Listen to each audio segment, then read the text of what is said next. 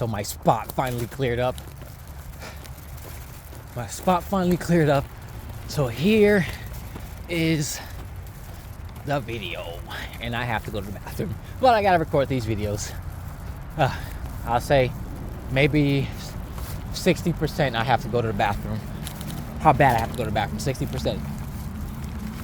Well, that's not good to be holding in my junk like that. It'll catch up to me later. All right, so yeah, you read the title. Day 1 of Men's Bible group, of the Men's Bible group. I actually really liked it. I was always invited to that. I was always invited to it at the church I currently serve at. I was always invited to, even when I first started going there, back in 2021, I believe.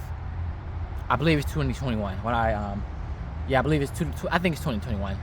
I was always invited there, but just now, like 2 weeks ago, 2 weeks ago in 2024, the Sunday, the Sunday before Easter Sunday. It was March 31st. Yeah, no, you know what I'm trying to say. The Sunday before Easter Sunday, okay? I decided to finally go. They've always wanted to, invite me and stuff like that. They always did, but I'd never had the chance to actually go to the men's meeting, lunch meeting, Bible lunch meeting, because of my work schedule. But now I'm working overnight. I'm able to do it now. I'm able to, go and stuff like that. So I just remark, hey Ray, how you doing? You doing good and stuff like that? We having a men's meeting, Bible meeting at the restaurant. You want to come? I was like, how's your work schedule? And I was like, I'm off. So yeah, I want to go. Let's go. So I was like, all right, let me just wait for these other men, okay? So we all drove there, whatever, to the restaurant, whatever. So when we got there, it was only like 4 of us. It was only 4 of us there. So it was only 4 of us, and we was already starting a little bit about the Bible, our theology, our faith and stuff like that, salvation and stuff like that, about the Bible and stuff like that, which was really cool, whatever. And I was liking it already. But next thing you know, a couple more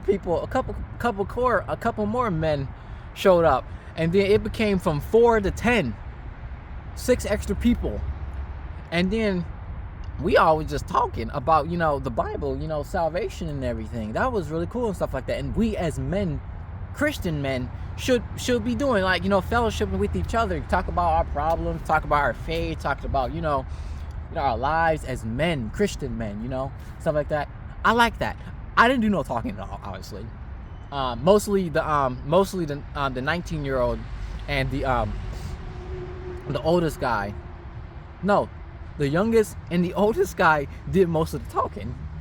Yeah, the 19-year-old. I don't know how old is the oldest guy, but I can tell he's the oldest based off his elder features and stuff like that. I might be wrong, but hey, it is what it is. This iced coffee makes me always have to go to the bathroom. Let me speak faster. Anyway, so we all talking about baptism and stuff like that. We all talking about baptism, whether it's a requirement or not, which to me, I believe it's not a requirement. And also the 19-year-old, he also agreed that it's not a requirement. The men's Bible leader,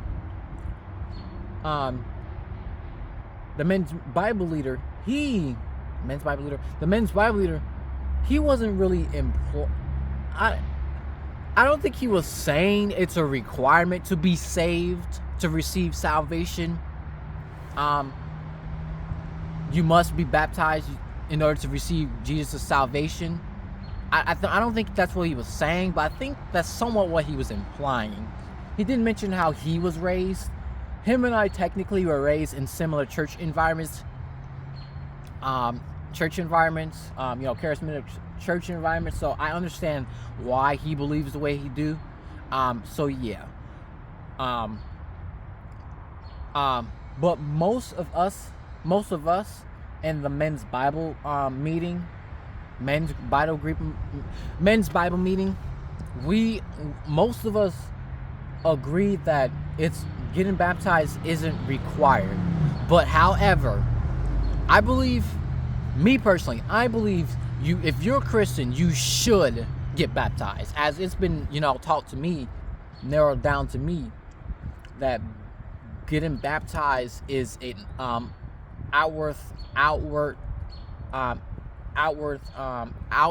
can't I say that word?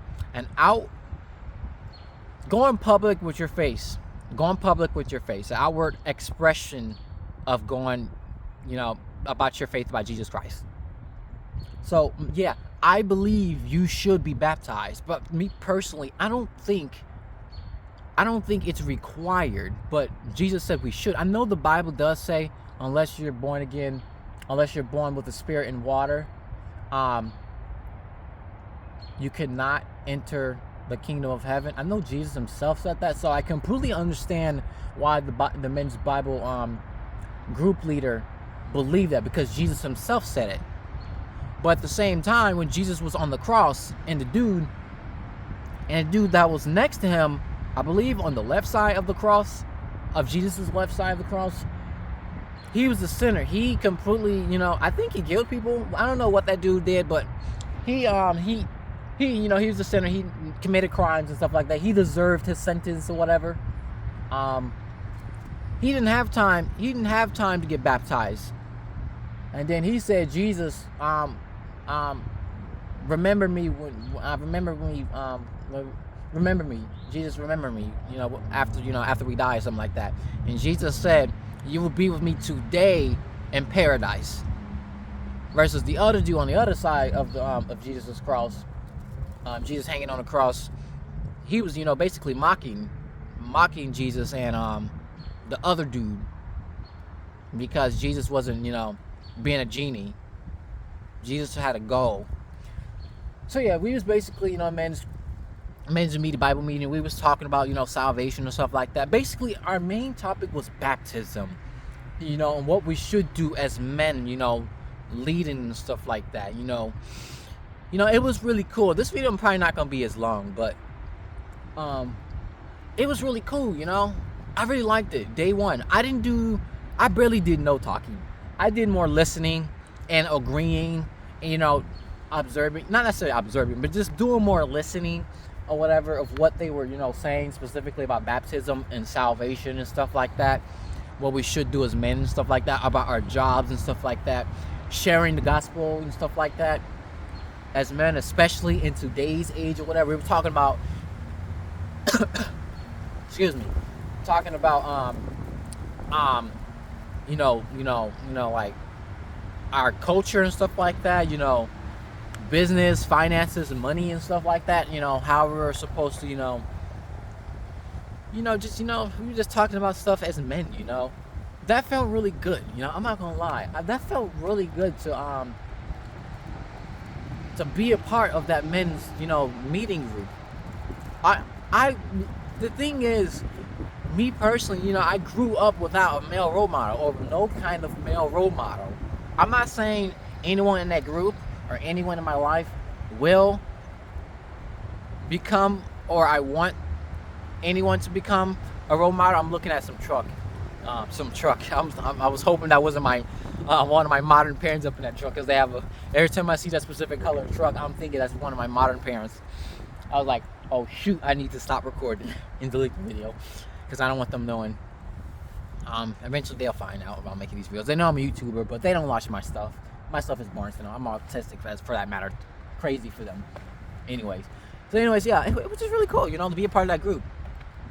It was really cool. Like I said, I was always invited, including when I first started serving in this church or whatever. The former children's Bible storyteller, they introduced me to the former men's Bible group leader. With spoiler alert, I really liked them. I really liked the former guy.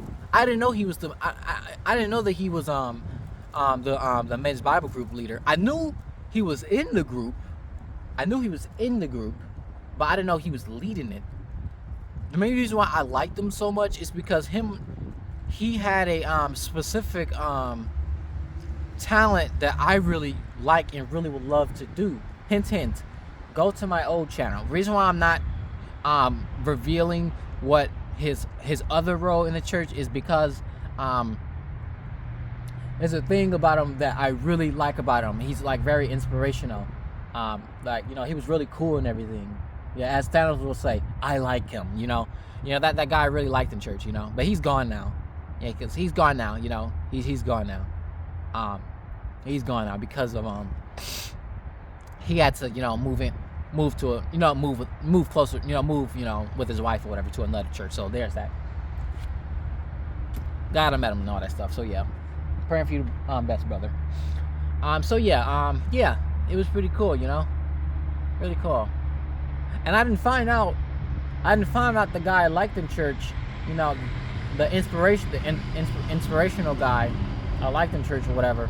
I didn't find out until you know the current men's Bible group leader said that.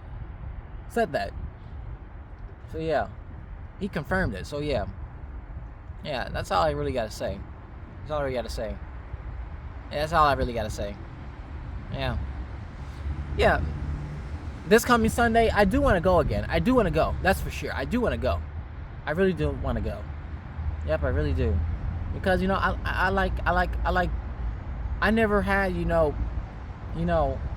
I never grew up, you know, with a group of men, you know, group of boys or whatever. I always wanted to be a part of a boys group, you know, as a child. But I'm kind of getting that now just via this men's Bible group. My men's Bible group. Unfortunately, I won't be staying too long because I'm moving out this June, moving out of Atlanta this June into another state. I'm not sure about finding a new church home. I think I'm gonna be out of church for a while. And you know, I mean, I want to go to church. Don't get me wrong. I need church in my life. I really do. I like fellowshipping. But I'm very picky when it comes to churches, especially considered I reconstructed my faith. To